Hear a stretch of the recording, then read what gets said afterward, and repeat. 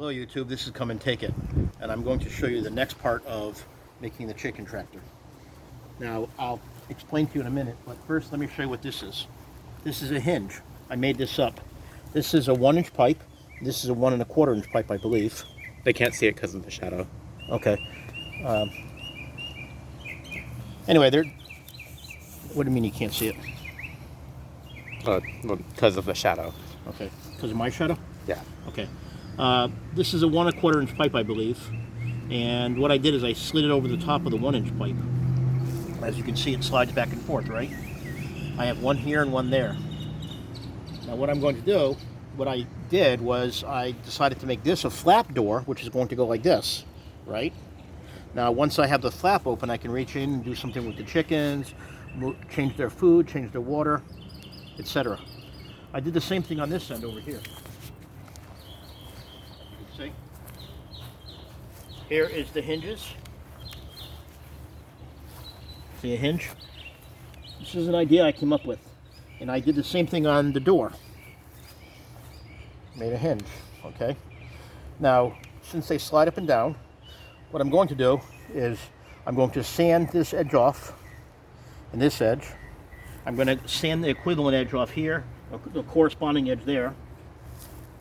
And then I'm going to glue them together so that the hinges stay together as one piece, okay?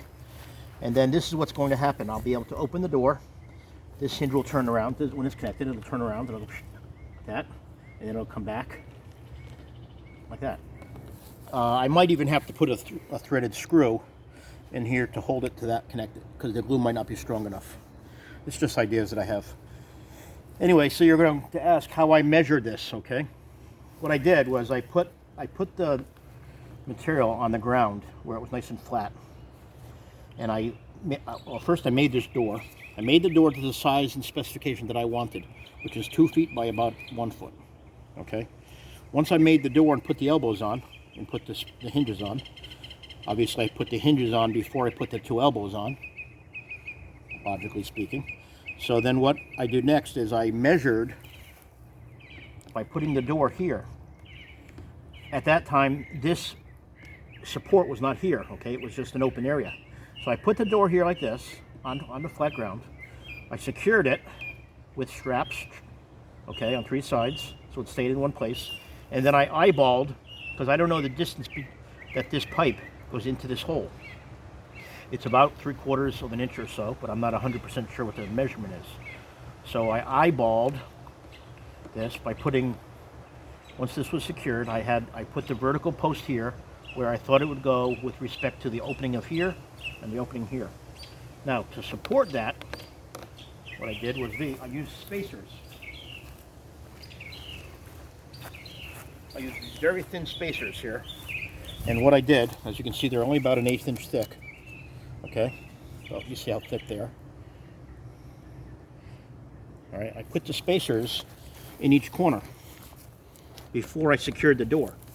Put one spacer here and one spacer there. And that made sure that this fitting does not get too close to this support here, this vertical support. And I did the same thing here.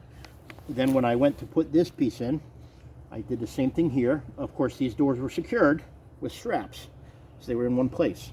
Now I know roughly where the bar is. I drew a line there. Then I drew a line, because it's in the center of this elbow, or this T. I drew a line there on this piece of material. Drew a line, and then drew a line about the same distance. The center is away from the edge here, which I believe is about this far here, where the pole actually goes into. Now, once I did that, I cut it down here, same thing, and look how perfectly it came out. This is excellent. So now this door will open up. Now today, what I'm going to do is I'm going to, like I said, I'm going to mount these hinges to those hinges, either with glue or glue and a screw, okay? Or some kind of screw that'll stay in PVC. And I might even hard mount it, I don't know, I'm working on that still. Then I'm going to put a cardboard cloth over the front here. So that's one door right here, okay? Doop, doop, doop, doop. Since chickens don't have hands, they won't be able to open the door. I'm going to also put a latch some sort of latch system from here to here. I don't know what yet, but I'll figure it out. Same thing with this door here.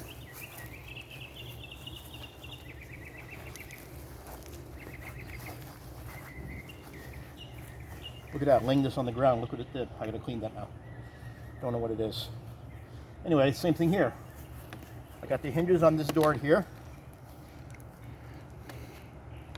See, it's gonna fit in there like this. The hinges will go together, as you see. And then this door will go up like this. That's that. Then I'm going to cover that door with hardware cloth. Right there, as you can see, there's a roll of it. I'm going to cover the sides, that whole side, and the top with hardware cloth. Now, since this hardware cloth comes in, and this roll is 24 by 10 feet, this whole length is 10 feet. So now what I'm going to do is just run roll right across the top after I get the door on. And then I'll do the same thing along the sides here. And how am I going to secure this hardware cloth to the frame of this chicken tractor? Answer is zip ties, electrical zip ties. I'll measure the length that I need, and I will put the zip ties on, tighten everything down. And again, remember I said I was not going to use glue to glue these corners and edges because it may be poisonous for chickens. Well, what I'm going to do then is secure the hardware cloth in so many places that the hardware cloth will actually add structure to this entire section of pipes, okay? Because these pipes are not very strong. You can see you can take them apart pretty easily, okay? Anyone can take these apart, so that's what I'm going to work on today. And anyway, thank you for watching the next part of this video as I explained how to do this. If any of you have any questions how I made the location of these hinges or I made the location of these bars, remember, the size of this door is, you decide what size door you're going to use, okay? You decide if it's going to be 2 feet or 3 feet or 5 feet, whatever the measurements of the door are. Put those spacers in the corners, right, so that the material is far enough away from the wall or from the poles. Put the spacers in, strap it down with something, and then eyeball it, which is exactly what I did. Is I eyeballed this right here. So again, what I did is when I eyeballed it, here's the line that's the center of this key. I put a blue magic marker there. Then I measured. See the distance from here to here is where I figure the pole goes to. Right there, this edge is about 1/2 inch, and then about a 1/2 inch here. So then what I did is I took a 1/2 inch from this line that was on this pole, right here, 1/2 inch here, 1/2 inch there, cut it out in the middle, so you had about 1 inch of space in the middle, approximately. And then I just ran the pipe across with a T. That's pretty simple. I've never done this before, but it's just a logical operation. Mr. Spock would be proud of my methodology. He would tell me, "Well, you have incredible logic, Scott Carroll." Anyway, that's my progress for today, and I will work on the chicken, the hardware cloth today as well. Okay, so thank you, YouTube, and please, if you get a chance, hit like and subscribe and share this with your friends. Someone that you know may be interested in building their own chicken tractor. This was very easy. Unfortunately, it was kind of expensive. The PVC pipes have gone up in price. The couplings and the fittings have gone up in price. And